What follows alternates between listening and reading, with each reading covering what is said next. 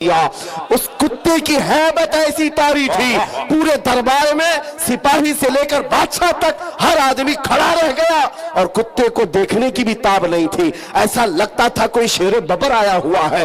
उस कुत्ते की हैबत से लोग डरे हुए थे। मेरे अजीजों, हालात तो ऐसे हो गए थे, बगदाद में कोई उनका पुरसाने हाल नहीं। आज लोग ये भी कह रहे हैं कि गज्जा के मुसलमानों का कोई पुरसाने हाल नहीं। क्या होगा, क्या होगा? तवज्जो, उन उलमा को कैद करके, बेड़ियां बांध करके, जंजीरों में बादशाह अपने दरबार में औंधा लिटाया है। और इतने ही पर बस नहीं, एक जर खरीद ईसाई पादरी दरबार में लाया गया है। उसको नजराना सिर्फ इस बात का दिया जा रहा है कि वो रसूलुल्लाह की शान में गालियां दे, हुजूर की शान में गालियां दे, इन मुसलमानों के दिलों को जलाए। हर जमाने में दुनिया ये जानती है, मुसलमान कत्ल से उतना डरता नहीं है जितना रसूल पाक की इज्जत पर कोई उंगली उठाता है तो उसे तकलीफ होती है। और है ये हकीकत है, हमारे बहुत सारे जुल्म और सितम हम बर्दाश्त कर लेते हैं, लेकिन नबी पाक की शान में अदना तौहीन बर्दाश्त नहीं होती। उस जालिम ने एक ईसाई पादरी को दरबार में बुलाया और कहा, इनके नबी की शान में गालियां देते रहो, तुम पर पैसे लुटाए जाएंगे। और वो गालियां देने लगा। कौन है वहां पर जो हिफाजत करे मेरे नबी के नाम की इज्जत? कौन है, कौन हिफाजत करेगा? जो उलमा थे वो तो जंजीरों पे कैद हैं। कौन है?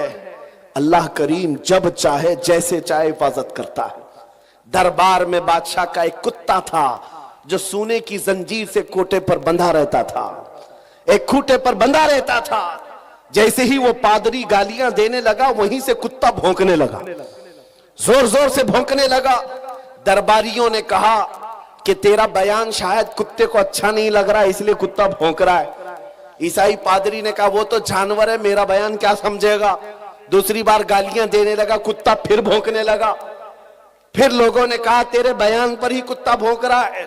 उस ईसाई पादरी ने कहा, मेरे बयान पर नहीं भौंक सकता, उसे क्या खबर है? तीसरी बार जब नबी पाक की शान में हर्जा सराई शुरू किया, उस कुत्ते ने जंजीर तोड़ दिया और उछल करके ऐसे दरबार में आया, उस ईसाई पादरी के सीने पर चढ़कर उसे दम सदन में चाक करके दो टुकड़ों में बदल दिया।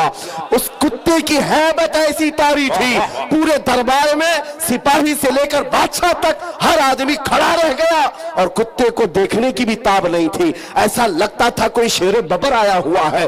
उस कुत्ते की हैबत से लोग डरे हुए थे।